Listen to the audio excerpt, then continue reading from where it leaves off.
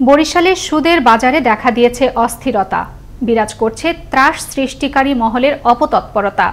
এবার বরিশালের টর্কিতে সুদ কারবারিদের বিরুদ্ধে অভিযোগ উঠেছে থ্রি হুইলার চালককে পিটিয়ে হত্যার। এদিকে এলাকাবাসী বলছেন সুদ কারবারিরা প্রভাবশালী হওয়ায় ধরা ছোঁয়ার বাইরে থেকে যাচ্ছে।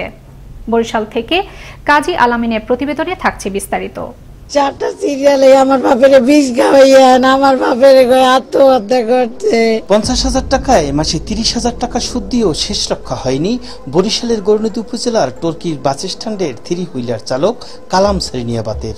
প্রথম পর্যায়ে পিটিয়ে আহত করা হয়। অবস্থার অবনতি হলে মুখে বিষ ঢেলে দেয় স্থানীয় সুদ কারবারিরা, জানালেন নিহতের ভাই। 50,000 টাকা মাল ডেলি 1,000 টাকা সুদ, 1,000 টাকা। এই আমার ভাইটা হাল হয়ে গেছে, একবারে সুদ পাইছে 30,000 টাকা রেখে দিছে। একে 20,000 টাকা দিয়ে দিয়ে 20,000 চলে যা। অত্যাচারিত সুদ কারবারি হিসাবে পরিচিত উপজেলার কসবা এলাকার ছবি আক্তার সালমা সুদের টাকা আদায়ের জন্য ঘরের ভেতরেই রয়েছে টর্চার সেল, জানালেন স্থানীয়রা। ডাক্কে নিয়ে মুখে কষ্টি মারিয়া ওর একটা বাথরুম আছে, বাথরুমের মধ্যে আটকাই রাখে। ওরা কে দিয়েছে এই পাওয়ার গুলা? কেউ বান্ধা, কেউ লেফটেন্যান্ট বান্ধা, কেউ পিটায়, কেউ ফোন দিয়ে টাকা নেওয়ায়। এইভাবে সমস্ত এই এলাকায় তার নির্যাতন আছে। এলাকার খেটে খাওয়া সহজ সরল মানুষদেরকে বিভিন্ন প্রলোভনে ফেলে টাকা দেয়, তারপরে চড়া সুদের টাকা পরিশোধ না করতে পারায় একাধিক মানুষের ঘর বাড়ি দখলের অভিযোগ উঠেছে সুদখোরদের বিরুদ্ধে। আমাগো বাড়ি ঘর সব লইয়ে গেছে, আমার ছেলে বান্ধাই মাইজের বাড়ি।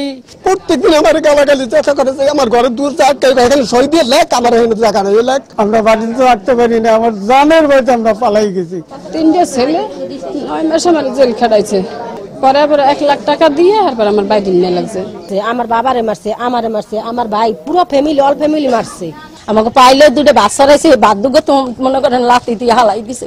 আমরা ছবির অত্যাচারের বিচার চাই। আমাকে এমন করছে, আমাকে ভয় দেখায়, আমাকে অস্ত্রের ভয় দেখায়, আমাকে কইতে আছে যে তোরা যদি থাকো অস্ত্র ঢুকাই দিয়ে মামলা দিমু। ও আমাকে জায়গা জমি সব নিয়ে গেছে। স্ত্রী, 3 সন্তান ও স্বজনদের চোখের সামনেই মারা যান কালাম সেরিনিয়াবাত।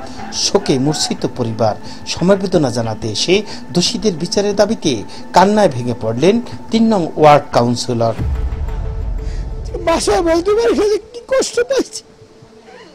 আজকে যাদের কারণে এই পরিস্থিতির শিকার হয়েছে, যাদের কারণে আজকে কালাম অকাল মৃত্যু হয়েছে, এর জন্য একটা আইনানুগ ব্যবস্থা করা হয়, সুষ্ঠু তদন্তের মাধ্যমে বিচারের আওতায় এনে তাদের জন্য বিচার করা হয় আমার দাবি। সুদ কারবারিদের কোনো ধরনের বিচার না হওয়ায় তাদের অত্যাচারে বিষ খেয়ে আত্মহত্যা কিংবা পিটিয়ে হত্যার অভিযোগ উঠেছে এই অঞ্চলে। তবে এ ঘটনার সুষ্ঠু তদন্ত করে দোষীদেরকে আইনের আওতায় এনে দৃষ্টান্তমূলক শাস্তির দাবি জানিয়েছেন স্থানীয়রা। কাজী আলামিন, আনন্দ টিভি, গৌরনদী, বরিশাল।